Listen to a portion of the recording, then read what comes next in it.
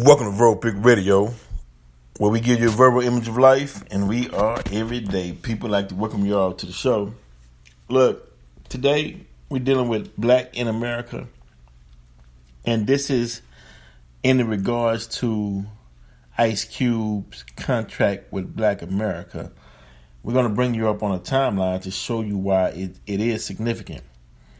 Now, of course, the contract with Black America would be considered like a black constitution with suggestions on how to deal with the descendants of slaves, i.e. black people in America, in order to close the gap, whether it be economically, socially, and justicely within the Americas. Well, I'm going to show you why, right? Now, in 1779, this is Thomas Jefferson. As a practical solution, Thomas Jefferson supported gradual emancipation, training, and colonization. Let me read that again. He supported gradual emancipation. He wanted training. But he wanted colonization of African American slaves. But why colonization? Because that was always the mindset of white supremacy or the white man. He always, wherever he went, he wanted to colonize the people.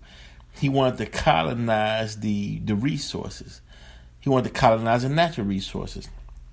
I'll give you one example. I had a friend that was from Africa, right? And he was telling me before the white men came, and he was an older guy. He was telling me that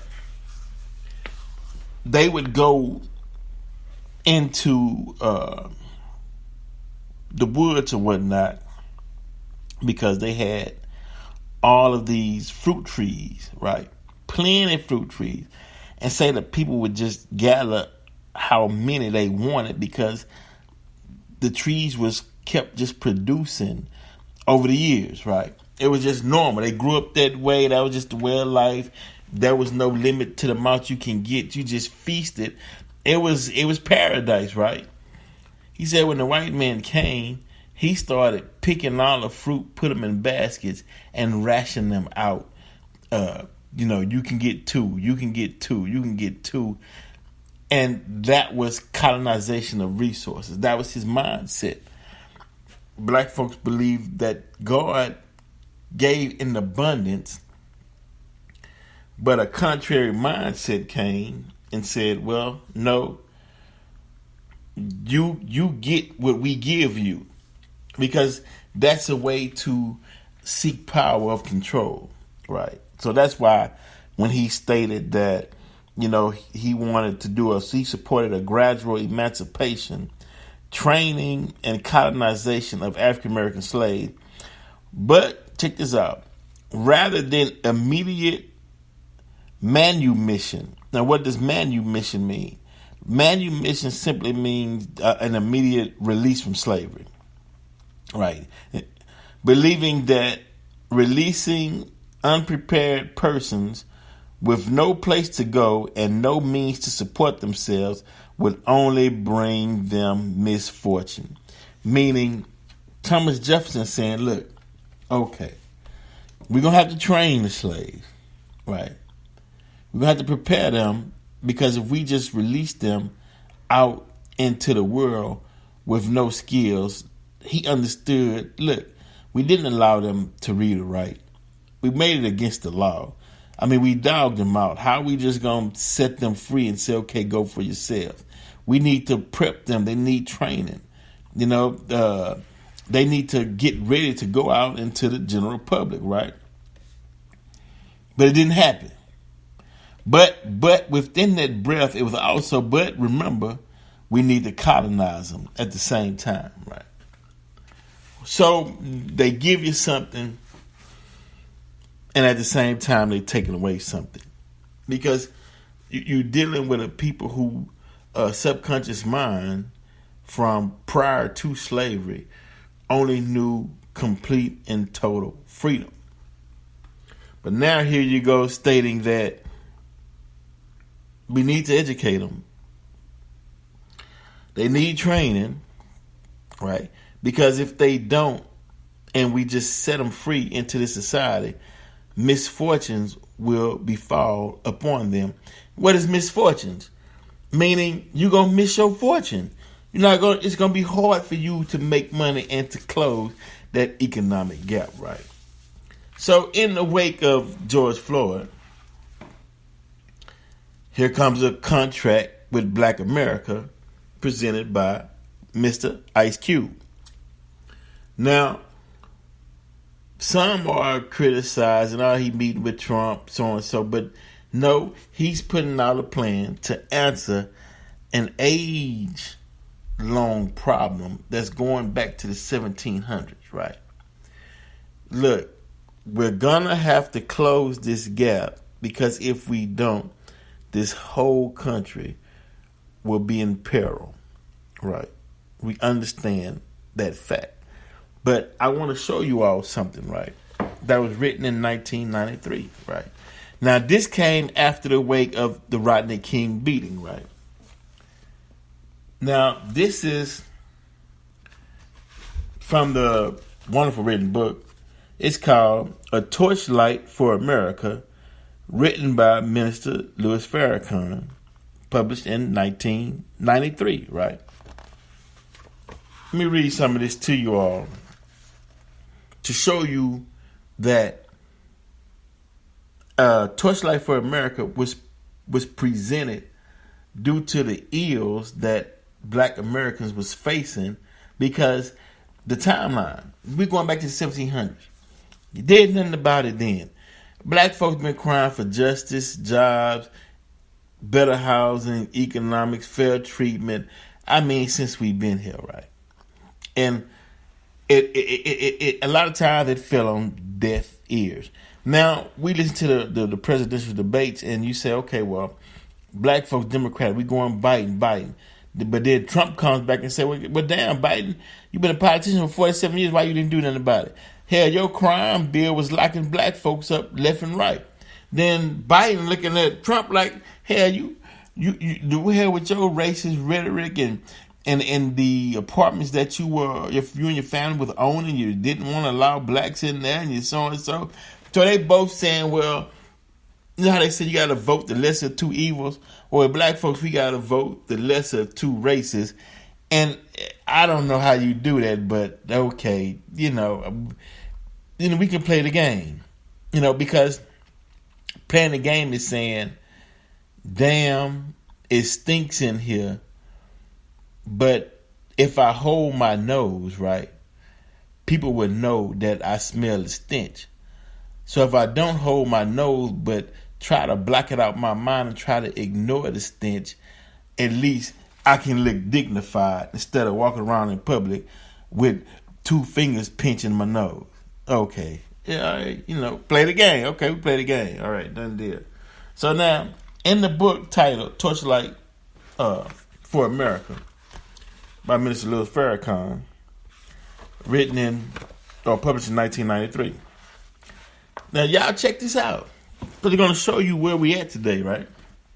It states, America on the brink of anarchy, right? Right. Because, see, this is the first attempt. Hey, look, man, do y'all know what's actually happening? But let me tell you from a black person's perspective, because by you being white, maybe you don't see this. Maybe so high up in the air to where you're only dealing with your issues and how you see it, and you don't have the empathy or sincerity to look at me as, or us as, or black people as your equal or your brethren in this American dream that we all sharing. Because as it stated, we all came here from someplace else except the black Native Americans that was already here, i.e. the Native Americans that was already here, right? And that story had been busted open, so we understand what that was all about, right? Even my brown brothers, or quote unquote Latinx or Latinos or Spanish, but I'm specifically talking to the ones who didn't come over here from Spain and the ones that didn't come over here from Rome, Italy. I'm talking about the brown brothers who were already here, who got conquered by the Spanish and by Rome and mixed their blood in with the indigenous people and became, i.e., Morenos or mulattoes, but which was our brethren, which was us. Why they say we cousins. That's why you always say black and brown, because we've been here. So we're going to deal with this, right? Let me get into this. America on the brink of anarchy. Without an advocate for the poor, without a new state of mind in America, the country lies on the brink of anarchy. Anarchy is the complete absence of government. It's a condition of political disorder, violence, and lawlessness in the society. We saw signs of it in Los Angeles after the Rodney King verdict. Anarchy may await America due to the daily injustice suffered by the police. There really can be no peace without justice. There can be no justice without peace. These can be no justice without truth. Or there can be no justice without truth. And there can be no truth unless someone raises up to tell you the truth. Or rises up to tell you the truth, right? The Nation of Islam can be of assistance. We desire to reason with the political and economic leadership with the hope of formulating a cooperative effort for the benefit of us all. Now, if you go back and read the Contract of Black America, Ice Cube brilliantly lays out the steps, and at the end, he goes back and shows some accountability for black people on what black people have to do as far as being a good steward of their neighborhood and whatnot. That way, there's a give and take. The minister was saying this back in 1993, right? Showing you that, hey, we're going to have to get this thing together, right? Now, we want a new relationship in which we can work together for the good of the whole. However, the desire of the wicked is to harm me and to destroy the idea that I carry, so that black people and all who would listen cannot and will not make the type, and I'm changing the next page, make the type of progress that time demands. Right? It goes on to say, this is no different from the desire of the wicked to destroy Martin Luther King Jr., Malcolm X, Elijah Muhammad, Marcus Garvey, Frederick Douglass, Sojourner Truth, Harriet Tubman, Denmark Vesey, and all who have stood on behalf of the poor and rejected. It appears that there is a genocidal plan against black people. The desire of many of those in power is the maintenance of white supremacy. Whites and their institutions have created inferior-minded black people with a slave mentality, right? See, that white supremacy goes all the way back to Thomas Jefferson saying, hey, look, we need to train black people, 1700, to prepare them for the release of slavery. But white supremacy got in the way and said, nah, we're going to colonize them and we're going to try to use them as tools. Okay. The desire of many of those in power is the maintenance of white supremacy.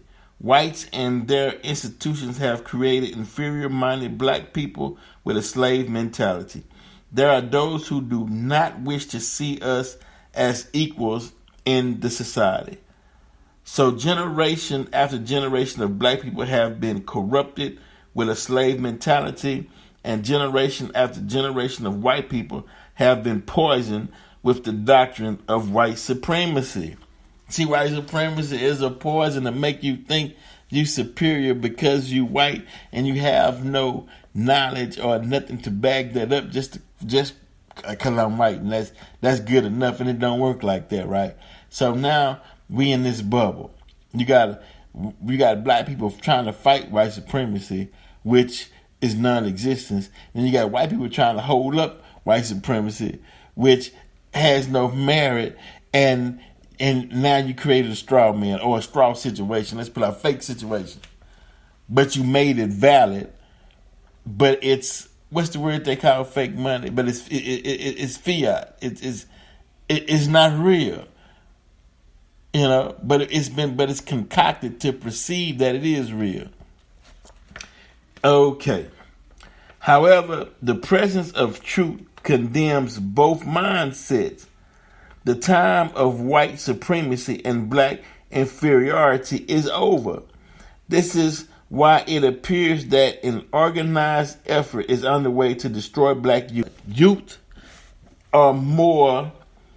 I just had a phone call. We're gonna get that in a minute. Okay, let's go back. The time of white supremacy and black inferiority is over. Back. Yeah, that's my guess. I'm gonna have on the show in about 2 minutes, right? This is why it appears that an organized effort is underway to destroy black youth. Youth are more readily inhaling the ideas and truths that can free the mind from the former controlling forces of white supremacy and black inferiority. Their hearts and minds are inclining towards interest and self-knowledge. As a result, there are those who fear that our youth are no longer afraid to resist white supremacy and reject its efforts. Now, this was written back in 1993 saying that the youth now is saying, hey, we finna reject white supremacy. We tired of this shit. This is a warning, is what I'm saying. So Ice Cube's Contract with Black America is the answer to the warning in 1993, because now you got a deal. He got to sit down, whether it's Trump or Biden, and say, hey, what you want to do, because it's growing traction now. And if they don't respond with over 400 years of oppression built up, something has to be done. Notice how the police and the judicial system do not treat our youth as children. Let me read that again.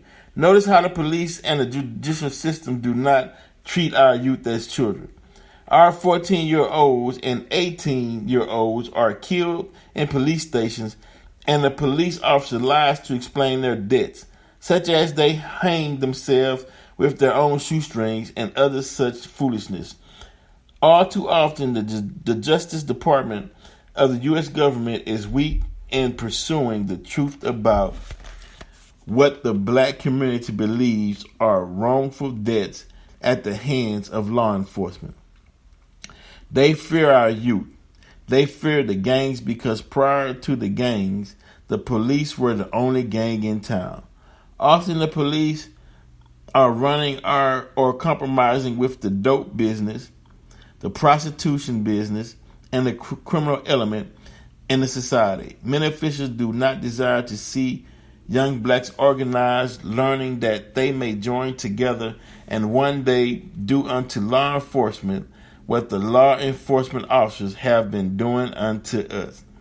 This is not to say that all police are corrupt, but when we see so many incidents of police corruption, such as the Rodney King case and others, then the entire law enforcement system loses our trust.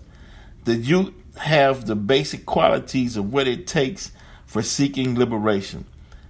The leader has to have helpers to fulfill the vision. The helpers cannot be afraid of the enemy. God rides in on our faith in him. This is why when Moses was leading the people into the promised land, the older people were left to wander in the wilderness until they died out, and their children were taken into the promised land. This was done because their children did not have the fear of Pharaoh or the love for Egypt's wealth, nor did they have the fear of the giants that inhabited the land that Allah God had promised them. That's coming from Torchlight for America, written in 1993, which you don't think the government officials read this book? You don't think that they understand what was going on? That they didn't understand the need? But the thing about it is they didn't care. It's 1993. So here we are in 2020 with Ice Cube's plan, the contract for Black America, right?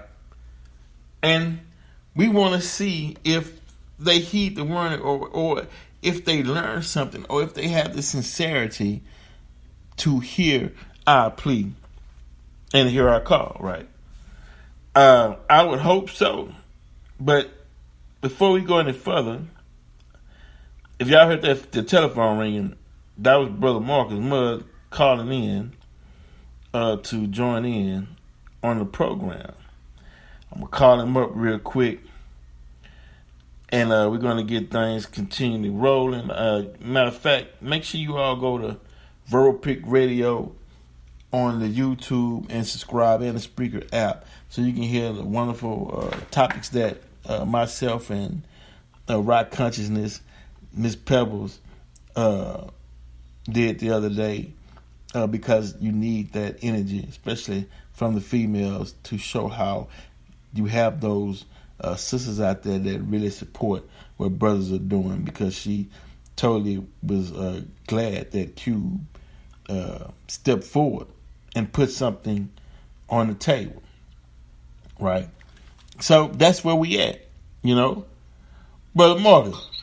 What's up? What's up, Marcus Mudd? Yeah, we're going live right here, and I was reading from the Torchlight for America.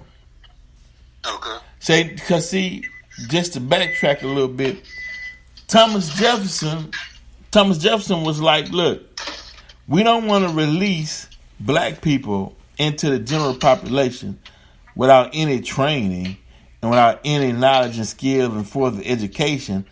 We want to still keep them colonized, but if we release them out without any training and any knowledge, because they understood that it was a law to keep black folks from reading and writing and whatnot, he felt like that misfortunes would befall upon us, right? And it did. So as we move forward in time, you had 1993, Torchlight for America came out, Mr. Louis Farrakhan's book. He's talking about, well, hell, after the Rodney King incident, if we don't straighten this thing out, then in the future there'll be anarchy, right? Then you had Q come out with Contract with Black America, answering what Thomas Jefferson was stating, that what needed to be done in order for everybody to be on an equal playing field, right? But now here we are with the president election that's going on. Now, one, they telling us, okay, you got to vote for the least racist. And once the racists get into office, right, then we don't know, once the racists get in office, we really don't know if they're going to adhere to any of the plans or any of the 13 points that was mentioned in the contract with Black America. But we still have to put something on the table, because as Professor Griff stated, at the end of the day, we're going to have to sit down with them one way or another. You know. So, what do you think as far as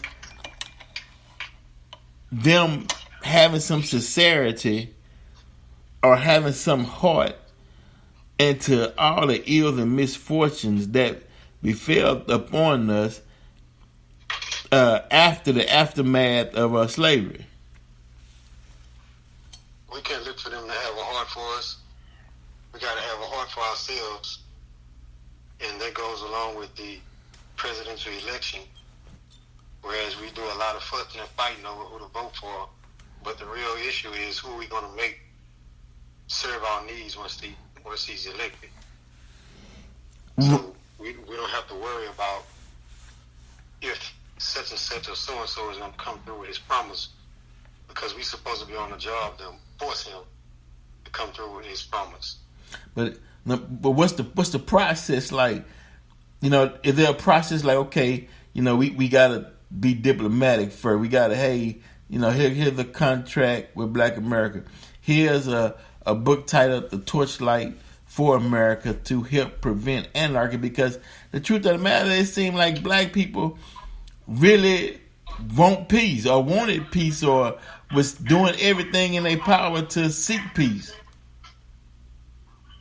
Well, what you asked what the process is, we have brilliant minds in the community. We have very smart individuals in our community. We as a community are not a dumb people. We just get fooled with the rocket science. We get lost in all of the terminology. But everything is common sense. And we have experts in different fields. So whoever can do this, let the other person take care of that. We put it all together and we force these people, if we want to deal with these politics, we force these people to do what they said they were going to do. Simple as that. As simple as that. But well, it's simple as that, but you got to have the right kind of, and I'm talking what I say, and I'm speaking about us as a people, courage and the right kind of fortitude to get out there and bring that into fruition. But if we don't have the courage, then we don't need it. We just need to stay slaves. Because that's what will make a slave, a fearful person. If we're going to be fearful, then we just need to stay slaves and shut up and bear the hate. But if we want to be free, then we need to start making steps towards our freedom that we know we can do. It's right. Not rocket science. That's right. Well, and that's what it is. See, a lot of people who was bashing Cube or talked down on it and him speaking with Trump or whatever, really, a lot of that is fear, because they saying, you're going to get us in trouble. Some of them, some of that was fear. And but what's showing is that now you have a great percentage who said, like we are up to hell with that.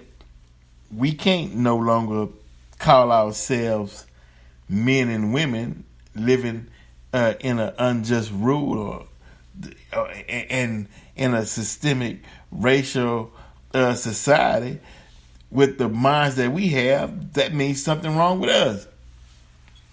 Right. So yeah, you got some fear, but then the majority of it, if I'm looking at it with the right eyes, and the way I'm interacting with people and the way they interacting with me, it's just a matter of them being caught up in the blue wave. Mm-hmm. It's just politics. It's just hysteria.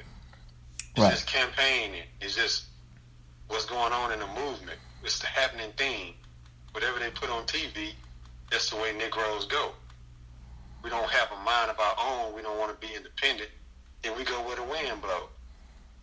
But if we're independent, we stand rooted, as Brother Cube is doing and showing people how we should be doing.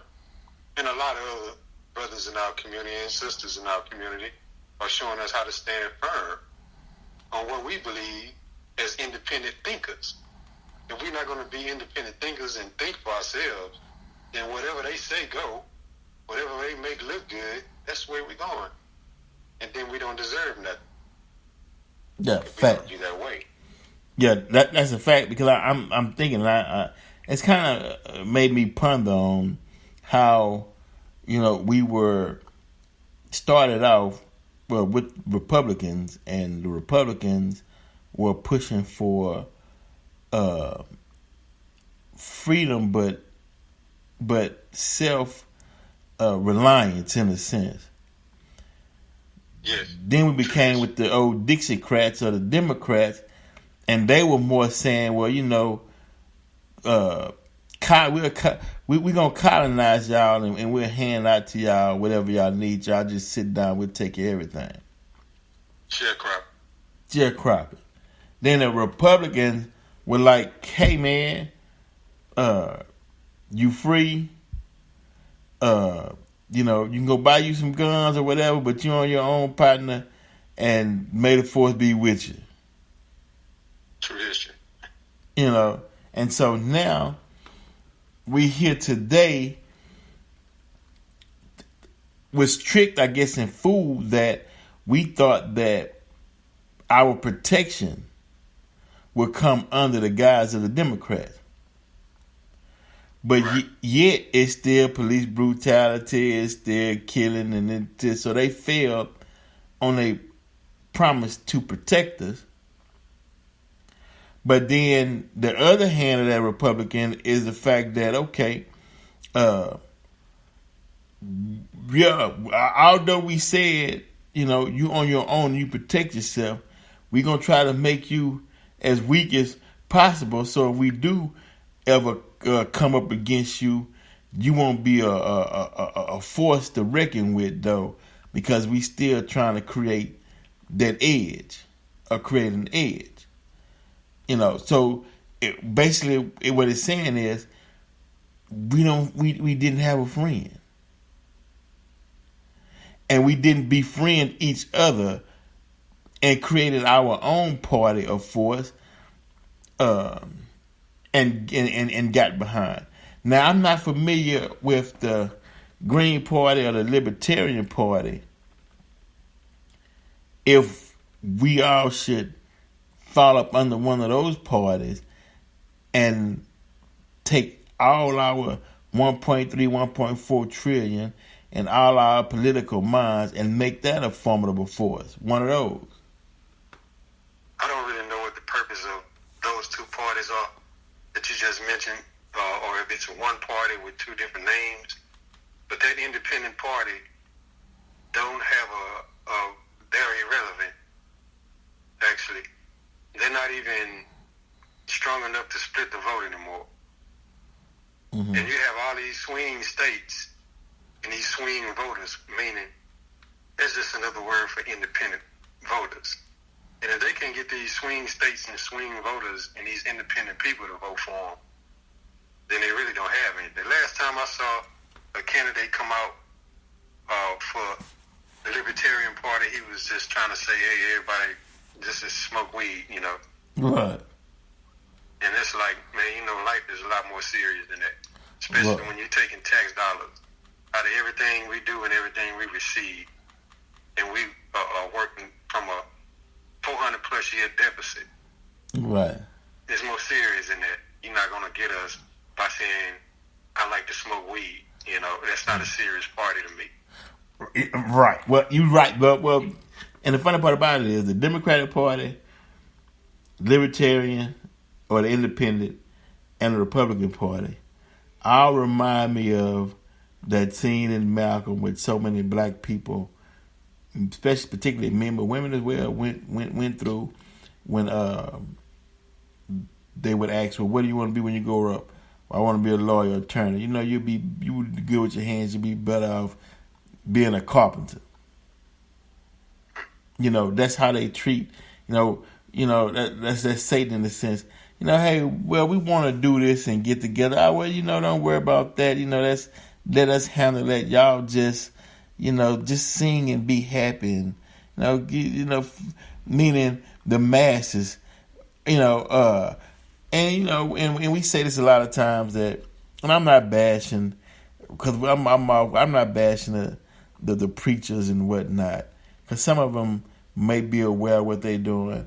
Some of them may be being used and unaware they're being used. I don't know.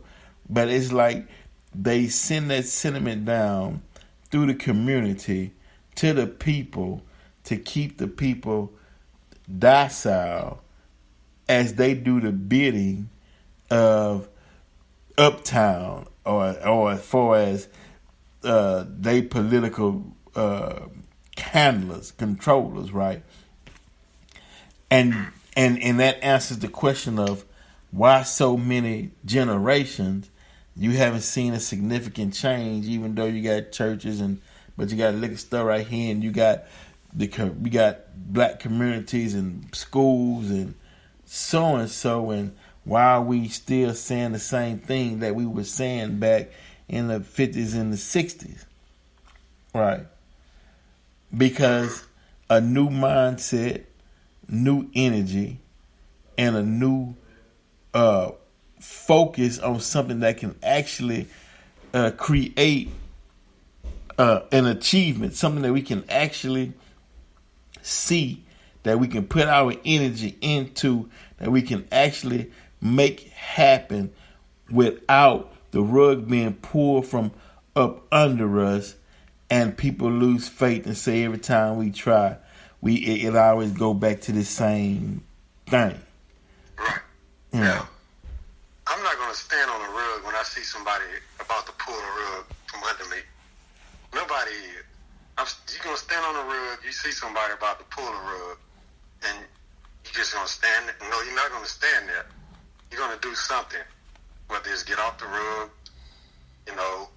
stop the person from pulling or something. You're gonna respond to that. You're not going to stand there and allow somebody to pull the rug out from under you. Right. But that's if you got the Malcolm mindset. Or that's what I'm saying. Right. That's the importance of knowing who your enemy is. It's identifying your enemy. That's the importance of knowing who your enemy is. Because if you don't know who your enemy is, you're not going to see him about to pull the rug. You're just going to stand there like a fool and get the rug pulled out from under you every time. And you never know or never want to recognize who your enemy is. Knowing the enemy, I'm talking about enemies that are knowing, willing enemies and open enemies. You still got to know who your enemies are. I mean, we all got enemies up in our own minds. How come we can't say this pastor is an enemy? What's the problem? They getting us with religion. Right. They're going through our faith and our God to keep us docile and to keep us slaves. Because pastors, look how many churches we got in the hood, and look how many dope houses we got in the hood. Which one outnumbers which? Yeah. We got more dope houses in the hood. Right. We got more churches in the hood than dope houses. Right. So we got more pastors. Churches right across the street from one another, same block, all through the hood. What is that? Those are Uncle Tom, man. You know what I'm saying? Right. The Uncle Tom. They sent out from the big house to say, go out there and talk to these people, keep these people weak. Okay, right. So, and we're afraid to even identify the fact that these people are made by the enemy, which makes them an enemy. We don't deserve anything if we don't want to identify who our enemies are. Right. Yeah. How are you going to fight if you don't know who your enemies are? Right. And it is a fight, whether you like it or not. Whether anybody like it or not, this is a fight. Right. You woke up in captivity behind enemy lines. What you going to do? You going to pretend like them sticker bushes ain't over there and run straight through them? You got to know your whole terrain. You got to know what's going on. That's right. Fact. Yeah. Where the barbed wires at? Where the landmines at? Where the snipers at? You got to know what the hell is going on. Fact. Absolutely, brother. Definitely. That's facts. That's the mindset for the times that we're living in, or that we're finally waking up and realizing, damn, we behind enemy lines and we've been here for 400 years. We can't go on like this no more. And then you start checking yourself, like, what the hell is wrong with me?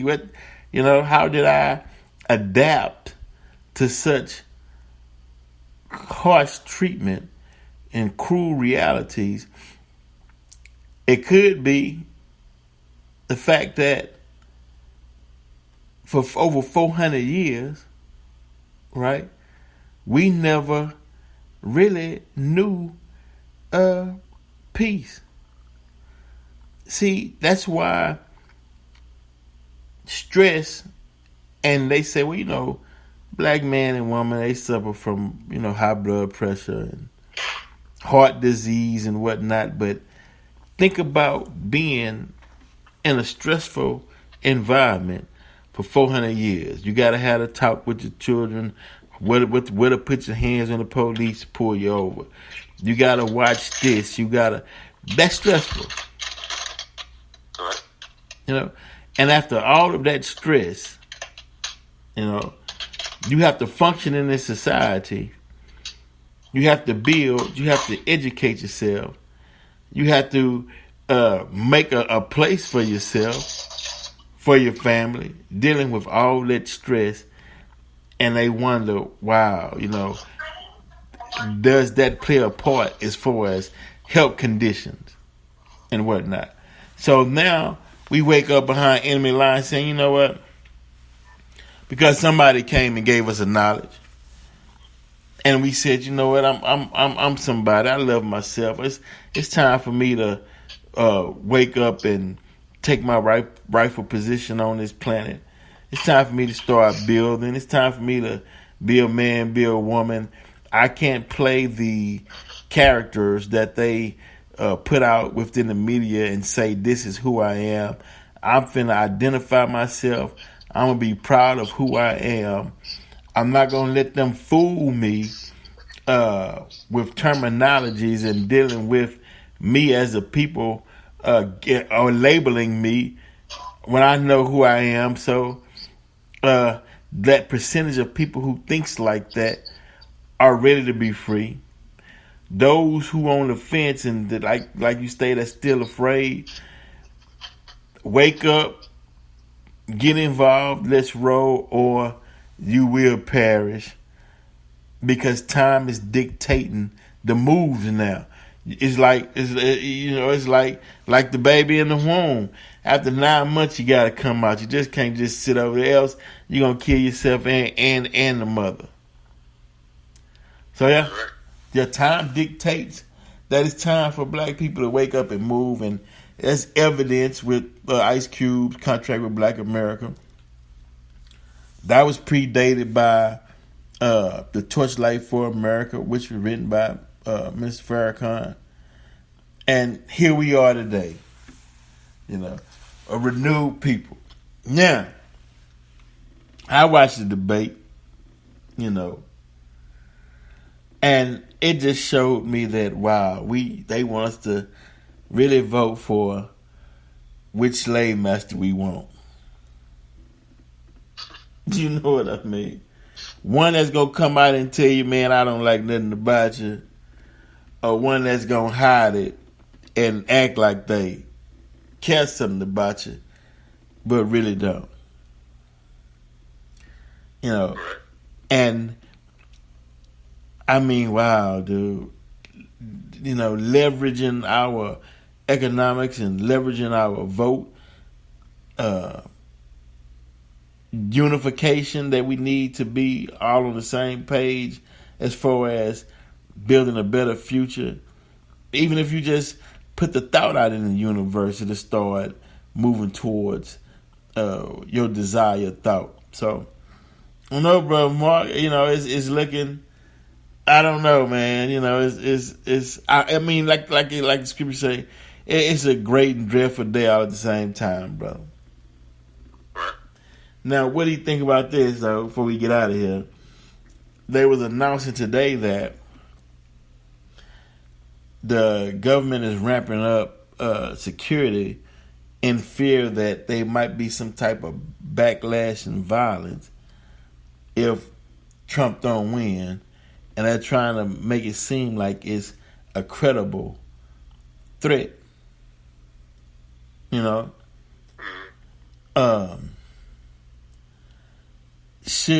And this is I don't know, maybe this is a deep question in a sense.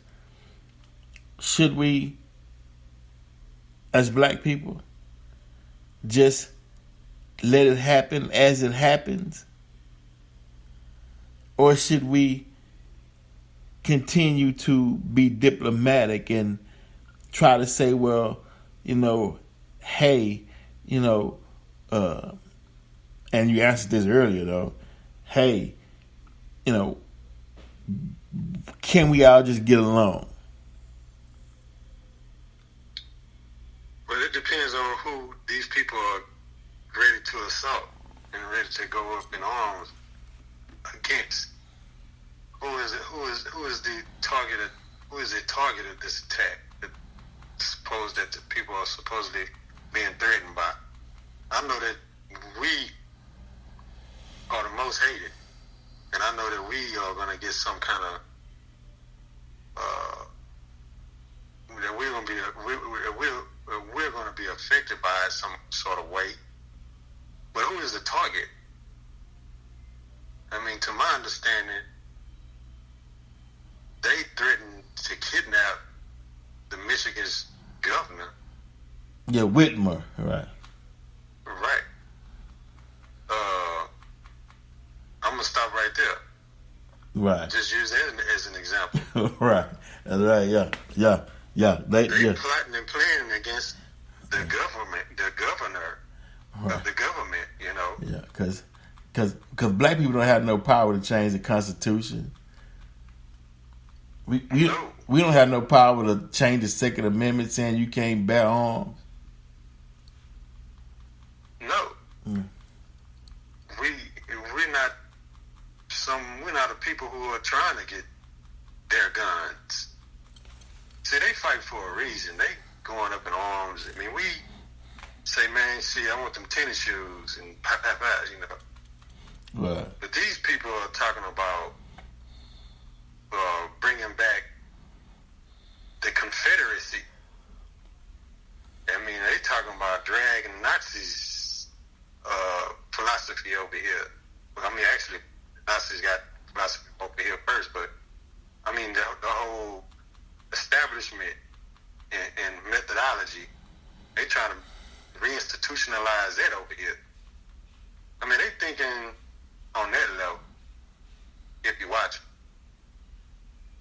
Because they get us nothing out of firing off rounds at, us. Right. But pleasure. Right. And they're not really concerned about pleasure right now. Now, if they succeed at toppling the government, then we got something to worry about. Right. But it's going to be blood in the streets between the same two sides that it was during the Civil War. Over the same reason, us. You know what I'm saying? Yeah. Fact. Again. That's right. Over us again. Yep. Right. That brings me to the last point of the night. Which I don't know if we moving too slow or if we right on time, but the movement to separate and let them have it, or for us to get out the way and go build a place for ourselves. Are we moving a little slow, or is everything falling right on time as it should be? Because there's a need, bro. There's a need for a separation of two different mindsets who can't see eye to eye, and you got a budding mindset who's coming into their own and don't want to be pushed around anymore, but you got an old mindset that's all they know how to do is push around. So to avoid it, separation is a must. That's true, and that's what we should be focused on. That's the direction that we should be going in. That will let the God know that we are prepared enough to receive this. We're prepared enough for him to completely break the power of our oppressors. See, he's still hanging on to power because we are slow at going in the direction that we should be going. And the time dictates a whole lot of this, what's going on. You see, if we respond in a way that puts Biden in office, I'm not resting everything on elections in this government, but I'm just using it as an example. Mm-hmm. if we respond in the way that Lance Biden in the White House, then that lets me know that we ain't ready. Because we still depending on a smiling Caucasian. Right. To save us. And as soon as he get in there, we're going to go back to sleep. Fact. So we're not ready. Right. You know what I'm saying? Exactly. And they the masters at putting us back to sleep. They even know who to go get to sing the song, who to go get to do the speeches in words to put us back to sleep. They got the game. They got the sleep game on lock. But it's another part to it. I mean, if we allow him to get in there and then go to sleep, that part is the part. Because one of them going to win. You know what I'm saying? Right. If we allow, and by our response, Trump another 4 years, then there's a little force right there. That's a paddle. Yeah. You know what I'm saying? Exactly. Waiting on us if we don't move. Right. And that's from our position. You understand what I'm saying? Exactly. Yeah. If Biden is in there and we do nothing after he gets in there, then we're not ready to be an independent people. Right. Yeah. We okay. We went back. And so, I said we went back to sleep. Well, I don't know yet. You know what I'm saying? Well, yeah. Well. I mean, from past history, we know when the Democrats get in office, we go back to sleep. Oh yeah, absolutely. And when as soon as Obama was in there, it was a post-racial America. Right. I still remember that shit like it was an hour ago. It's post-racial. You can't tell nobody nothing about no racism. Ain't nobody racist. You just hate her. Right. Okay. And all the while, black unarmed men getting shot down at an increasing rate, all the way up until the point where we talking about George. But it was going on already. It started building up when Obama got in office. Obama did nothing about it. But except for when Trayvon Martin was killed, if that was my son, then, he looked like me or some whack-ass political shit he said, Mm-hmm. But the thing is, if we're not ready, God gonna give us this. Yeah. God gonna give us something, Right. Yeah. Because we've got to understand that there is an intelligent, supreme being behind all this. Yes. And just wanting to know whether or not we are using our free will to stand up and be the God's, a reflection. Yeah, because we are, when you look in that mirror, we are the figure outers, the answers to. Because, and I say this to say that on the white perspective, the white people are saying, damn, and that's the Democrats. Goddamn, Trump, you got in office and black militia start forming and black folks start uniting, start getting into politics. They said, hell, when we run the show, we put them to sleep. Then Republicans is like, well, hell, no matter if y'all in office or we in office, we still shooting them.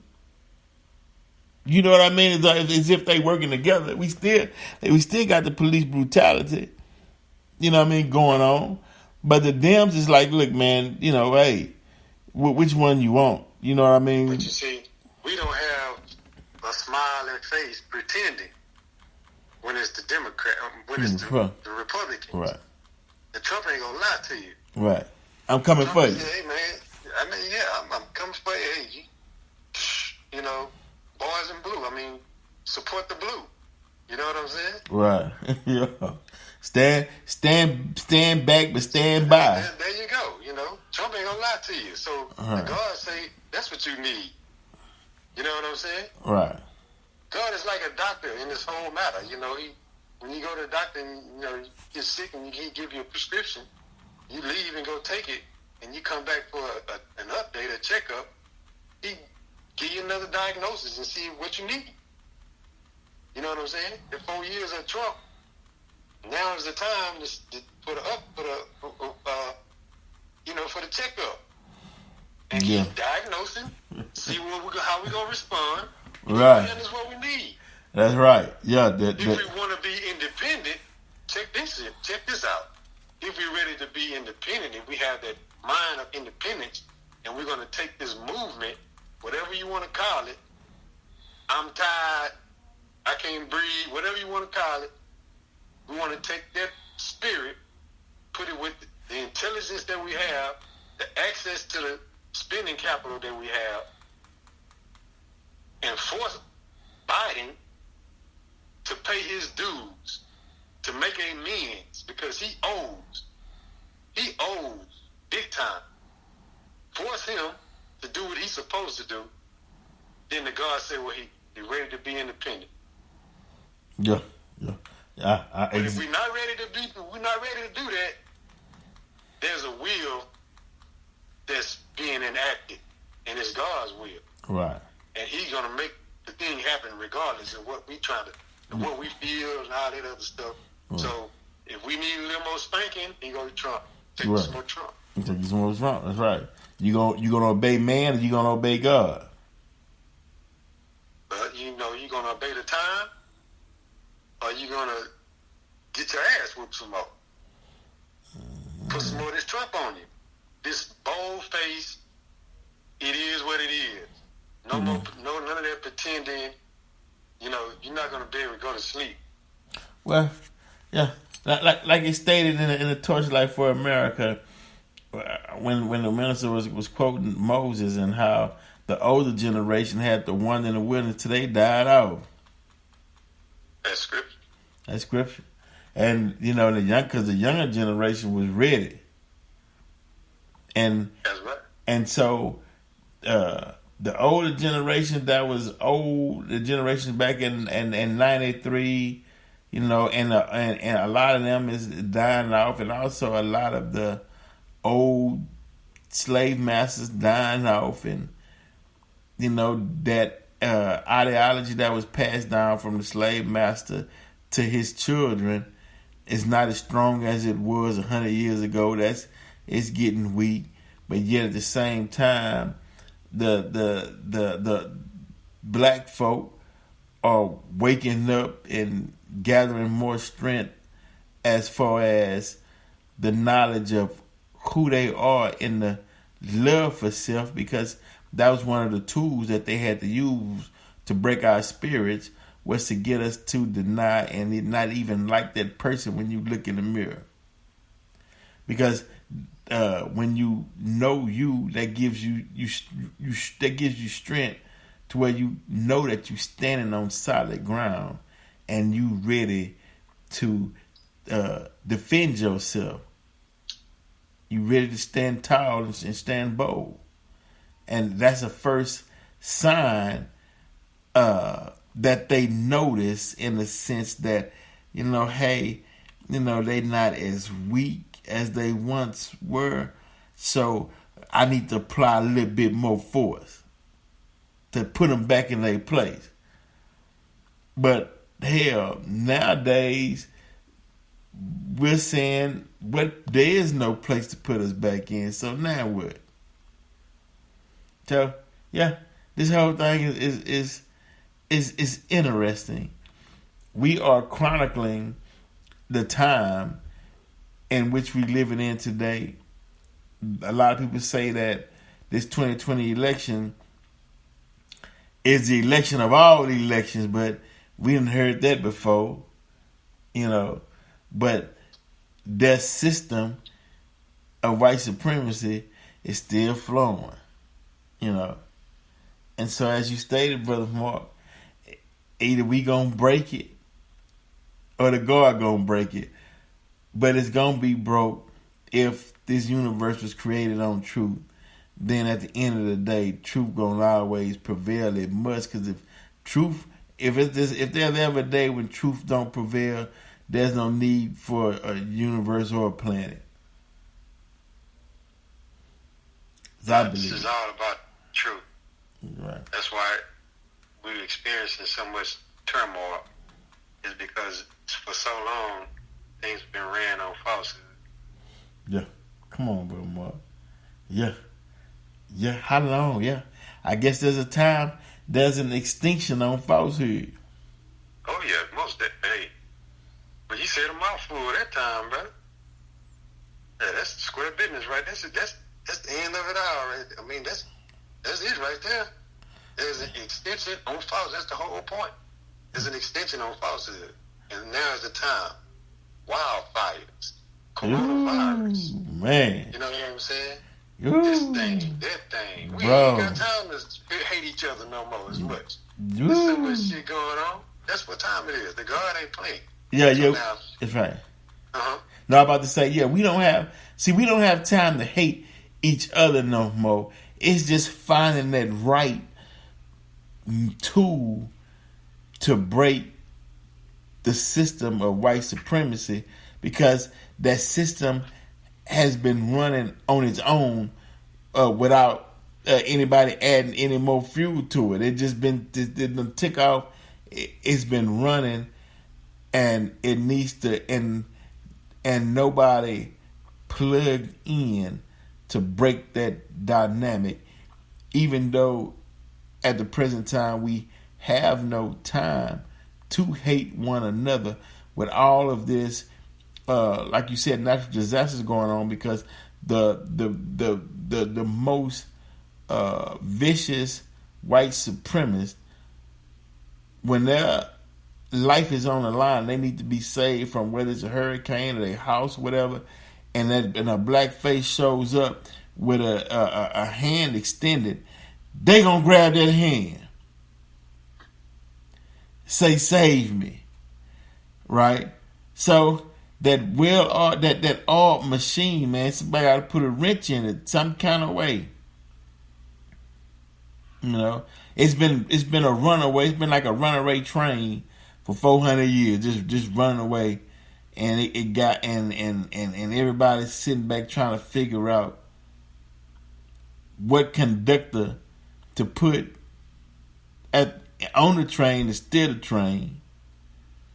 And if that conductor, once he get in it, will he hit the brakes on it or fall in love with the speed it's going and say, I'm going to keep riding this thing on out to the end? Yeah, brother, but you know how, like I know, brother, this train is coming to a screeching halt. This is coming to a screeching halt, brother. You know what I'm saying? Yeah. And they want to know which conductor going to get in there and pretend like it ain't. Right. Come on, bro. The Democrats. Right. Yeah. But the Republicans, like, we got a conductor in there that's trying to get the thing to go on a different track. But the track is all about for us. It's just going to benefit us. You know? But that's the two different conductors for you right there.